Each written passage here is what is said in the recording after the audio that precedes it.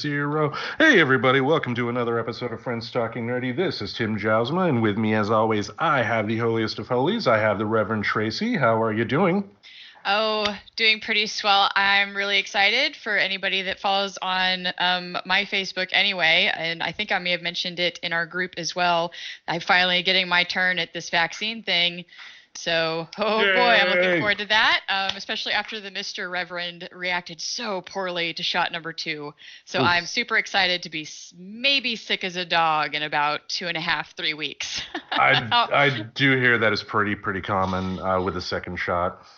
Yeah, how are you doing, Tim? I am doing, I'm here. For folks on YouTube, as they can see, we actually have a special guest with us today. Tell the folks at home who you are. My name is Pixie, and I'm the hostess of Next on Stage 1 podcast. We're an adult entertainment podcast that focuses on striptease, the adult entertainment, all the fun nightlife stuff. Nice. As you can see by the Reverend Tracy's shirt, we're not a kid show either. So there is that. So I yeah. Listening to the show, so. Yeah. I've got a mouth. It's been a problem since childhood. You can ask anybody in my family. Yeah, and usually I can use about 5 F words to describe like a new puppy. So that's the type of guy I am with my swearing. But before we start chatting here with our special guest, we do have some follow-up news from our show last Wednesday.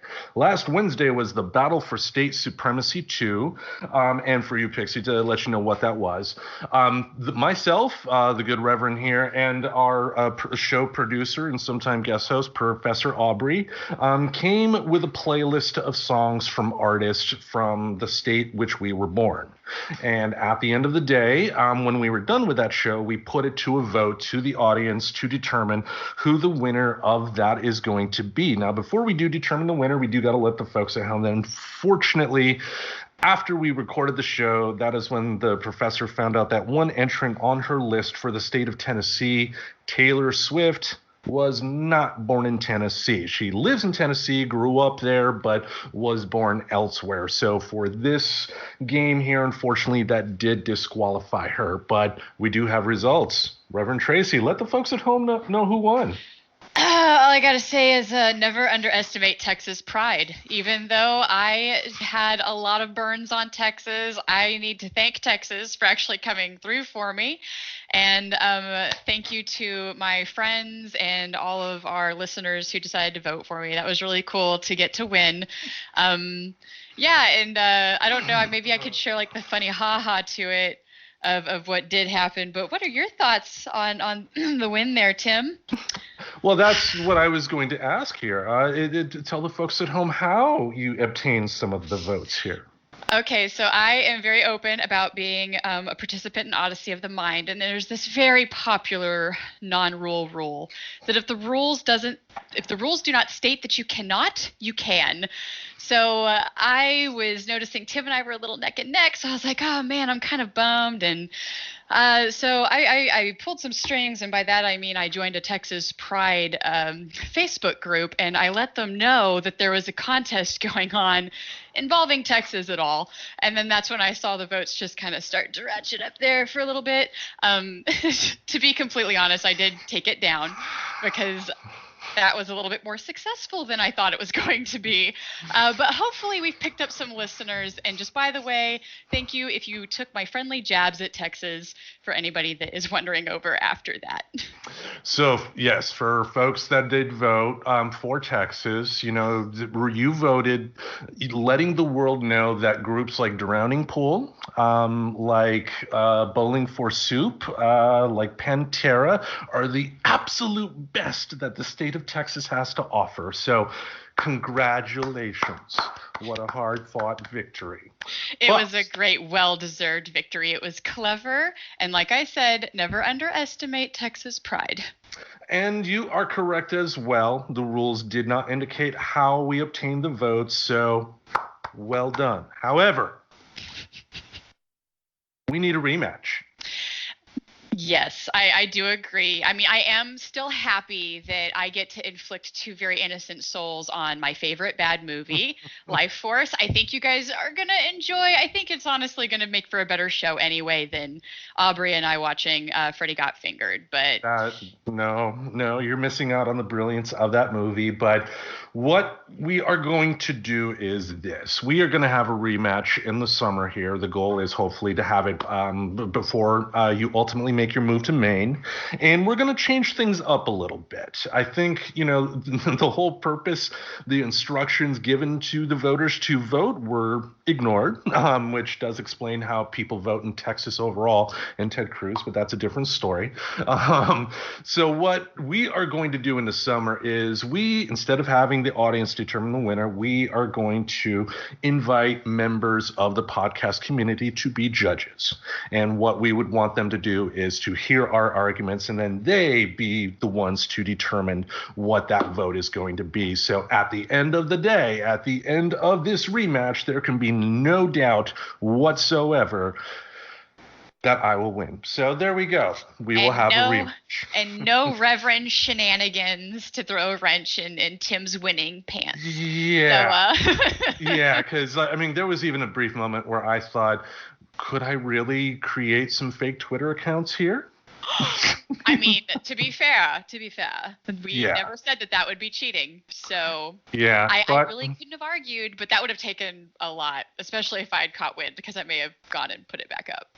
Well, that, and I have ethics too. So with that, we will move on. This week we wanted to, when we were kind of discussing what we wanted to talk about this week, and also the past few months, we wanted to change things up to where we have like months dedicated to certain topics. And this month, we wanted to talk about kind of like social justice type of topics. And one thing the good Reverend and I wanted to discuss was sex work, and in how that, that is not really talked about as well as it could be with people, and just all the myths and misconceptions that you have with that. But when I was talking with the professor about that idea, she told me that maybe it's not the best idea to have somebody who doesn't work in the industry, be that voice. So in a way to kind of, open up and spread the wings to to help support other podcast brothers and sisters out there. I someone who I recently started following on Twitter here, Pixie, with her podcast, was gracious enough to come on the show and just have a discussion with us about just sex work in general, her experiences in working in strip clubs, and also with the podcast as well, and just we'll see where it goes here. So the first question we ask anybody who's on the show here is, what is your nerd origin story? Gosh, that's interesting, because I grew up in such a weird household that we didn't really have a lot of things. So I would say it was all about the 80s. It was cartoons. It was sitting down in front of the TV. It was reading comic books. It was, fighting with my brother and my sister over what we had, and it kind of grew into just a love of everything that's nerdy. I play Magic. I play Dungeons and Dragons. I owned my own toy store. So nice. There's a little bit of nerd in me, just a small one. A little bit, yeah. Just a little one, yeah. So, in regards to the stripping profession, how did you find yourself getting into that industry? Well, I was 18, brand new baby, and no skills. So I was like, you know what? I have something that I can do, and I took it upon myself just to go out there and give it a try. I had no clue what I was getting into. Oh man. So what was that experience like in terms of like the auditioning process, in terms of the practice you had to do? It was very scary. Being 18 and freshly, like all I knew was high school and a boyfriend that wasn't a boyfriend anymore. And it was kind of scary, because I started in a club that only had one stage, that was during the day, and it was full nude. Yeah, yeah, yeah. Yeah. And you could wear the panties as long as you didn't take them off. If you took them off, you had to take them off every single time after that. So Interesting rule. Did they have yep. somebody counting and? No, no, no. It was one of those things that because it was full nude, if you went that far, you had to go that far every set that you did. So I was like, oh, this is different. So am I understanding it's kind of like training panties? Like once you're done with your training period and get comfortable, you can take them off, kind of like on the bikes? Well, when you first start, you think you know what's sexy. You think you know it's supposed to be this way and it's supposed to be that way. Well, I didn't have the right sort of panties. I had these silky see-through ones that were almost a grandma cut, and I thought it was cute. I had a little Howdy Doody lunch pail. I had pigtails. I learned how to use how young I looked and how young I was to make money. So it was kind of a double-edged sword. They're like, oh, new girl, we like this. And then I was like, oh, yay. It was a lot of fun.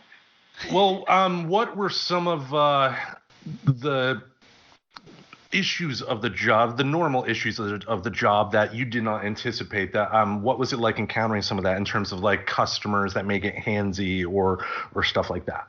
Well, back when I was a new stripper, when I was a baby stripper, I had no idea. I didn't know why the creepy guy was sitting so close to the stage and his hands were always underneath the stage, and I was like, oh, this is weird. It got real weird. But as I progressed and as I learned how to talk to people, it kind of developed that I was able to use Pixie, my superhero persona, to get myself through talking to people. And when I landed in my final club, I sort of learned and I talked to people and I sort of built a smaller community, and I became like the house mom. And so I was able to talk to girls. When they come in, the DJ goes, this is the person you need to talk to. She's going to walk you through. She's going to give you some tips. And then I would be the one to be at your stage, help you with things like eye contact, maybe wardrobe malfunctions, because they always happen. It was really fun. I enjoyed a lot of it. The things I didn't enjoy, well, I'm kind of feisty. I've put many guys in headlocks. I've thrown drinks. I've thrown shoes. I had a chair thrown at me once. Yeah, I talked about that on the show. Yeah. Oh, well, to let our folks, let our audience in. Tell us that story. Absolutely. I told the story on my podcast, and then I told the story on Twist My Arm podcast. And basically, it was like 2 years ago. I was dancing up before I retired. I'm completely retired now. Before it was night shift. So I'm on stage 3, and the stages are like in a triangle. So 1 is your main stage, 2 is the stage nobody really likes to be on, and 3 should be stage number 1 because it's in the middle of the room. We're dancing. This first song is Fleetwood Mac. I don't remember what it was. And I got this guy sitting there at my stage, and the stages sit below, so you have to look up at the dancer. So there's quite a bit of distance. Unless you approach the guy, you're pretty safe. And I get up and I'm like, I gotta make at least $1 on this guy. I gotta get in there and I gotta talk to him. And I get down and he's jamming out. He's got like guitar solo going on, not paying attention to anything in the room, but he's right there at my stage. So I get down. I'm completely dressed in my nice garb, and I go, hi, in my most nicest customer service voice. And he reaches up and he grabs me by my head and pulls me down to the stage. Jeez. Now I have no idea what's going on. I'm like, what the fuck is going on? So I look up. He's not letting me go. So I pull up. He grabs me by my hair and pulls me back down to stage. And I was like, all right, fuck this guy. I reach up with the palm of my hand, and I hit him as hard as possible in his ear over and over and over again. He lets go because he's disorientated. But my mouth starts chatting, and I'm telling him over and over again, fuck you, fuck this, why the fuck you putting your hands on me? You can hear me over the whole PA system.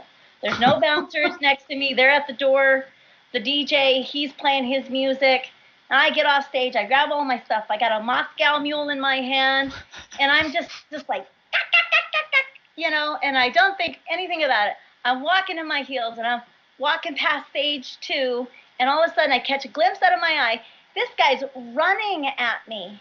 He picks up a chair. I run, and I jump over the lap dance area, land on the couch, put my arms up like this. He slams a chair down onto me. There was a customer sitting next to me. He pushed the stripper that he had on his lap out of the way. He threw 3 chairs that night and didn't get put in jail. How common is that? I mean, not in terms of that specific incident, of course, but like how often funny story. How often do I get in trouble? Well, this guy was dating the bartender, and his stage name happened to be Tarzan. So he was a big, like, just muscly bound dude, and I'm only 5'5" in heels. So I'm tiny. I'm 5 foot, like, all the time, unless. Yeah, because I'm 5'5", like, without any help. Yeah. So I'm aware, like, wow, like, with heels, that would be a bit shorter, like, because heels are pretty big heels. This guy threw 3 chairs. The bartender, she paid for his cab ride home. That's why they didn't beat him up. That's why they didn't. Because if you're sleeping with the bartender and she's making all the money in the club, you know, I was like, you know, I want to go home. I'm ready for a vacation. I want to go home.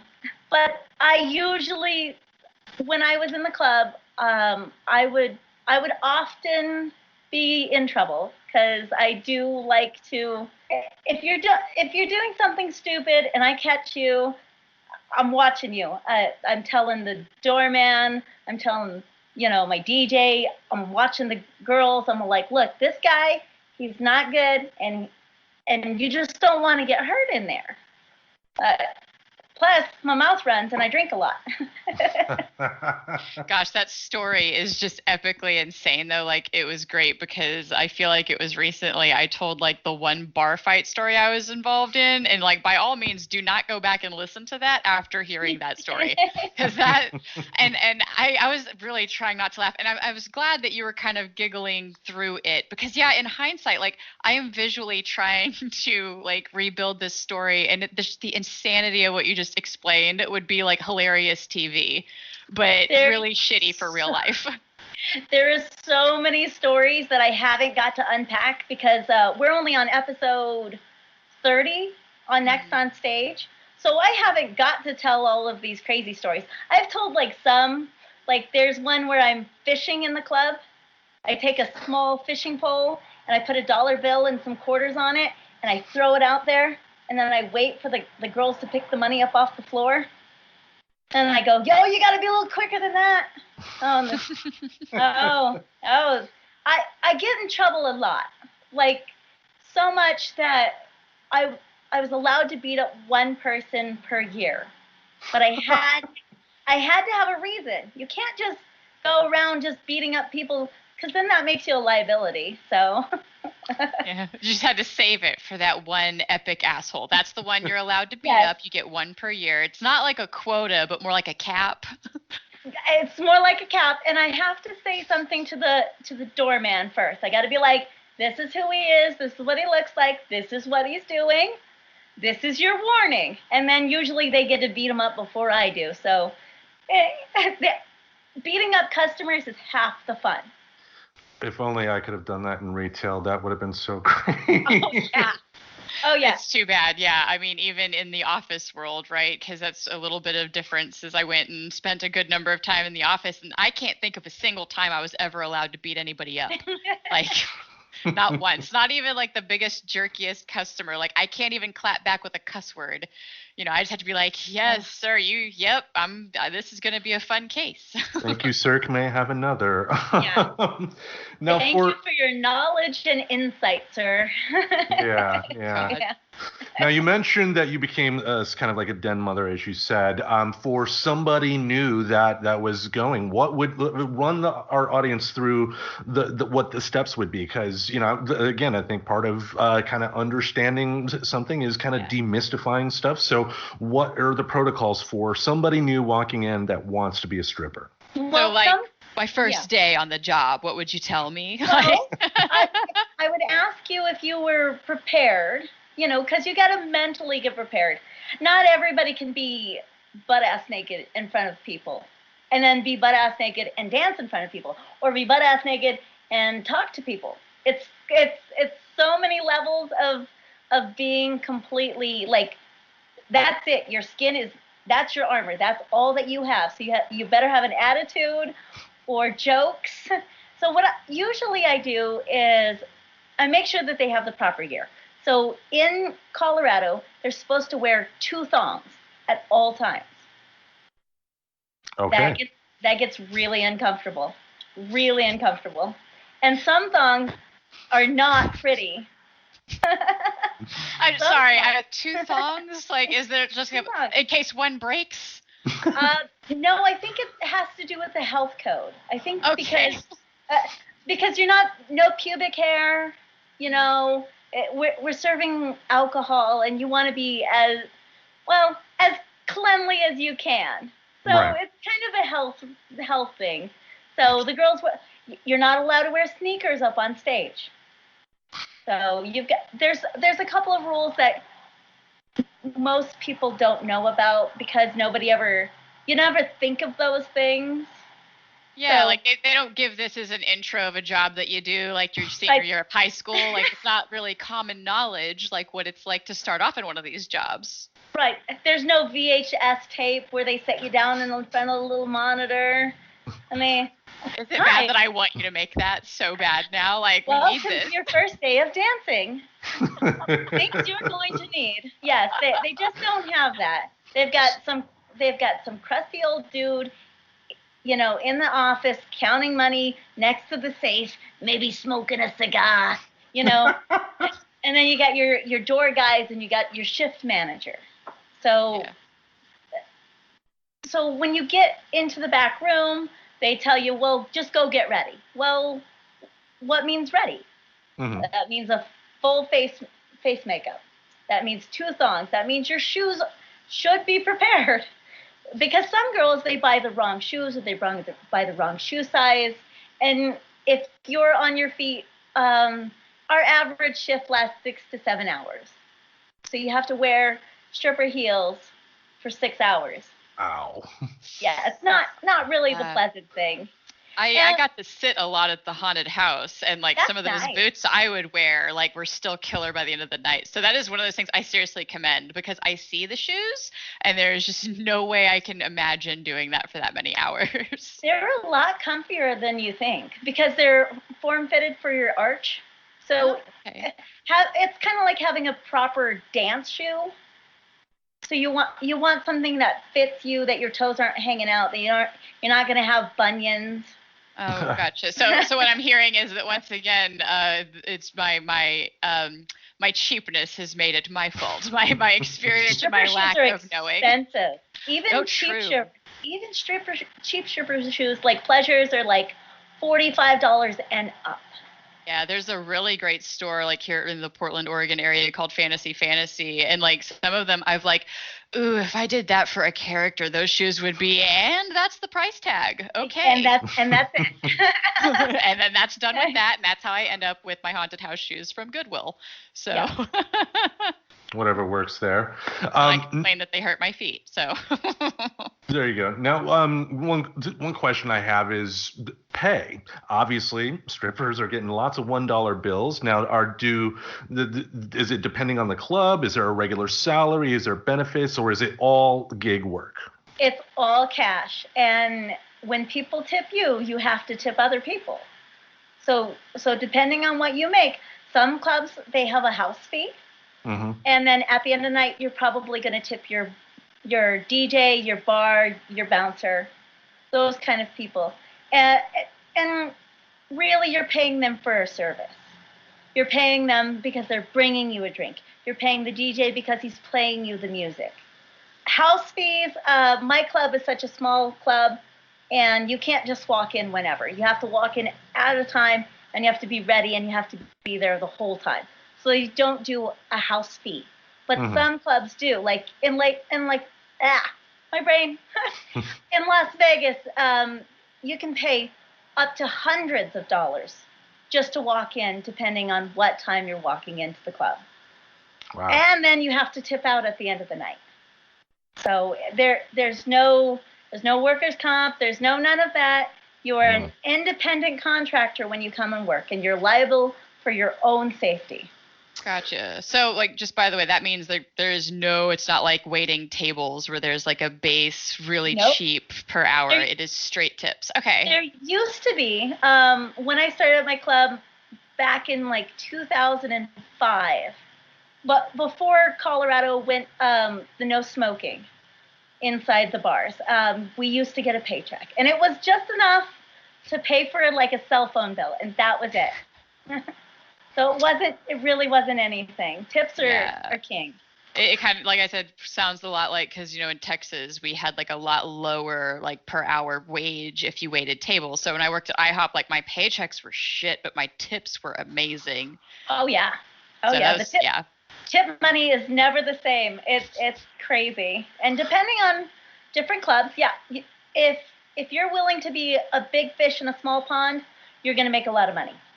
If you're willing to go to an upper class club, you're going to have to invest a lot in yourself to make more money. So it's risk versus reward on that part. Now, I got to ask, since you brought up the money here and independent contractors, I think of professional wrestlers in a lot of similarities in terms of, they are independent contractors. They're the ones that have to worry about their health care and all that stuff. But, for them, they also have other ways that they make money. What are some ways that you have made money in the past? You have a podcast that maybe you're able to monetize now, of course. Right. But I'm assuming we're talking, thanks to the internet sites like OnlyFans, can be something you can encourage people to go to. Kind of talk to the audience about that. Well, there's lots of things that independent girls can do. They can do private parties, birthday parties. I would suggest that anybody that's working as a dancer in a club, that they find an agency. Don't just do it by yourself. You can do it by yourself, but there's no protection. So you do want somebody to know where you're going, to know that you're going to be safe. A nice big bouncer that rides along with you in a car, he's going to be able to knock down a door, okay? I can't knock down a door. So you want to make sure somebody knows where you're going at all times. Just being out there, you can make yourself an OnlyFans girl. That's quite a good money. Also, Snapchat. A lot of girls do that. Some girls even sell their panties.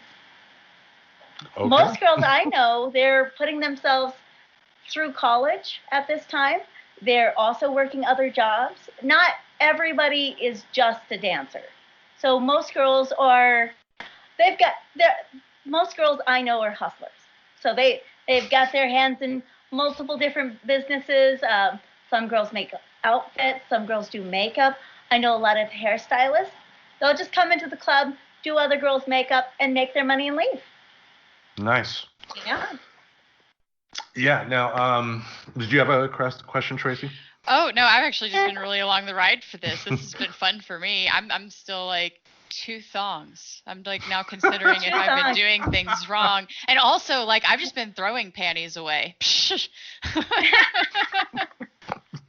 How dare you? We learned something today, but let's talk about some myths. What are some myths that you encounter about stripping that you wish just weren't there? What would you like to kind of open the public's eyes on?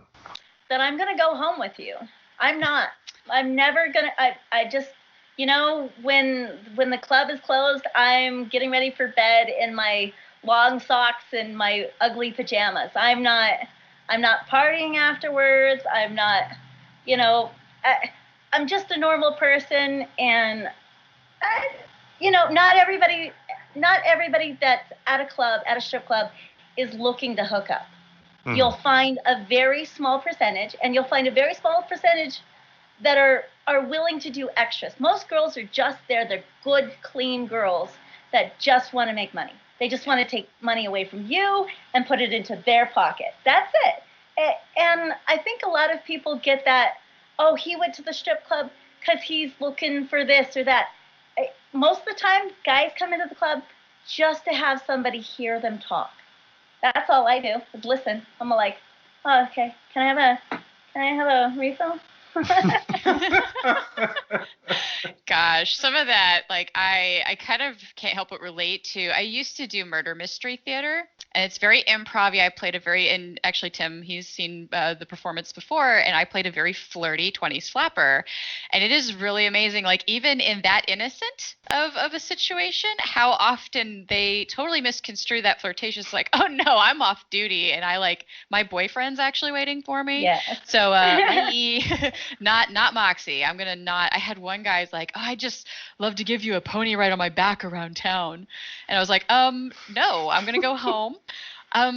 So you had said something earlier that kind of, because you had said something about like getting more into like the Pixie person. So would you say when you were on stage that you were basically like kind of almost into that actor, that character zone where you're not really you anymore? Yeah, because that's almost necessary. Like it's like public speaking, but extreme. Because that's the only way I've been able to really do that myself. Is I almost need to be a character to have that. So that's interestingly relatable to anybody else that has done like not stripping but other gigs. Like it's the same thing. That's not you. That is just something that you're doing, because dancing is just a really fun and beautiful art expression. So it is no surprise. You can get into really good shape. Oh yeah. Oh yeah. Whenever I lived in Scottsdale, Arizona, like there wasn't a Scottsdale mom around that wasn't taking either a stripper pole class or like a chair, like a lap dance class. It's like, well, if they've got the body that you want, you should do it. And so I can. It just goes back to like the people that are performing for you are just doing that. They are bringing an art that they feel comfortable with doing, and that they feel that they are good at doing, and that is the exchange for the money and everything. Yeah. And to not get that confused just because you feel like it's flirtatious, possibly because they're not wearing any clothes. Right. Now, one question I have is about music. I'm assuming you have the ability of choosing the song that you are going to dance to? In the bigger clubs, not so much. In a small club, if you're on stage one, yes, you get to choose the genre. Sometimes you get to choose exactly what you want, but more or less it's how the crowd feels.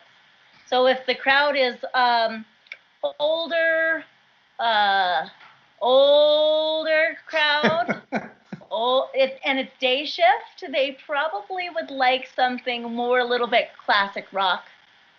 You're going to find a lot of that. You're not going to find the latest like Nicki Minaj during the day shift. It's slower. The lights are probably more on. There's not so many people. Somebody might be eating a sandwich at the bar. It's not as go at it as night. When it's at the nighttime, things get a little bit faster. You don't get to pick your music as much, and most of the time the DJ is running around chasing strippers to get them up on stage. Okay. Herding cats on acid. It's weird. I have no idea. Now, what would you say are, throughout your career, have you noticed are some popular songs that always hit, that always seem to get the audience up and going? She's My Cherry Pie, anything. A lot of the big 80s hair bands are still very popular. Yes. It always seems to go. I danced to Feed My Frankenstein by Alice Cooper. So sometimes it's a girl will have a particular set, and that's really what makes her move.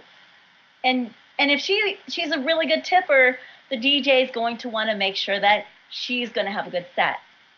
So it's that money just really helps grease the wheels between people. Yeah, I mean, it makes sense too, because that tipping each other, that's really what that's a lot about. You're thanking the bouncer for not letting in the asshole guy that was been asshole last week and doesn't need to come in. You're tipping the DJ for playing kick-ass music, because how are you going to do your art if you don't have that good music accompaniment to go with it?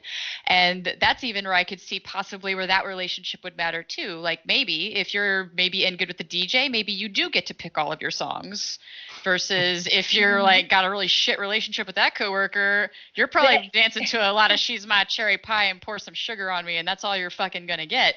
I like those songs. They are very good songs. I've also danced to the Mighty Mouse theme song. So imagine that. Here I come to save the day. Not as sexy as it sounds. Must have been a Sunday morning, like, hours. I pissed the DJ off. And he thought yeah, I did.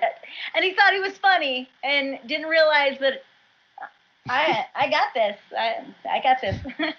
I was gonna ask that. It sounds like you did this, but besides this, have you ever challenged yourself by taking like a song that you would not normally associate with stripping and then use that to make it successful? Did the Mighty Mouse thing work? It did not work, but I had fun. Okay. So, being in a smaller strip club, it's more like family than anything. You really get to learn each individual's like personality, style. You can tell who's on stage by what music's playing as well. So it's really nice to be in a place that people actually care about each other. Yeah. Nice. That makes sense. Okay, now your podcast. Fill us in. When did you start it? What is kind of like your goal with the podcast? And tell some folks about some of your favorite episodes. Well, me and Mr. J started the podcast Next on Stage 1 back in September. So we've been podcasting for about 7 months now. And it's getting interesting. We release a new episode every Monday. Sometimes it's light and fun, and sometimes it's a little deeper. We try not to get political, just because nobody really wants to know what we think about politics. We're just here to be pretty, you know. Me and Mr. J have had more than 40 years in the industry. So both of us were dancers. Both of us have run companies. I've helped Jay run his company when he had it. I retired last year as a dancer. Nice. So, and I have 22 years myself. Yeah, actually, that was something I had mentioned right before we connected. Is I think it's really great that it is Mr. J and Pixie, because just on a personal note, when I first met my now I'm married to him, my partner, I had a short pink pixie cut, and ever since then he has referred to me as his Pixie. And then we also have like a Joker and Harley joke back and forth. So Mr. J and Pixie, I was like, oh my gosh, I love this already. I was immediately excited to get to interview you. I was like, it's a sign. Yeah, Jay is wonderful. He's a really good co-host, and we've known each other for years. We kind of reconnected over this whole COVID. He was like, hey, you know, what are you doing? I was like, funny you asked, because I was thinking we could do a podcast, and we were supposed to do a different podcast and this one. So Next on Stage 1 is the one that's working. The other one has been put on the back burner. So it's kind of interesting. We're both nerds. He's more of a comic book nerd. I'm more of an action figure nerd. So it really works for both of us. You're an action figure nerd. What are some of your favorite action figures? Well, currently I have 3,000 My Little Ponies. That is a lot. That is a lot of My Little Ponies. Do you have a favorite My Little Pony, or is them like fighting words? I do, but I don't own it. You don't own your favorite My Little Pony. Because because she's worth more than, she's like about $1,000, or she's like $100 for a pony. And I'm a cheapskate. I do love to go to the thrift store, and I'm just not one to throw down a lot of cash on an action figure that I'm just going to put up on a shelf. So. Now, is this the new version of the My Little Ponies, or has this been a collection you started since it? The cheap one. So like the old school, like what we would have had as toys when we were kids. Yep. So, okay. With the plastic brush and everything? Yeah, absolutely. God, if you can find them. That was always the first fucking thing I lost, was like the little pony. All the accessories were just gone. All the accessories are in a bag, and then I just display the ponies. So, yeah. All right. Anything else about your podcast you want to mention to our audience? We just have a lot of fun. If you're into terrible stories, horror stories, lots of drinking, if you're just into good conversation between two friends who like to tell about, the dark, seedy side of what's behind the curtain, we're just asking for people just to have an open mind and come on the show, listen to us.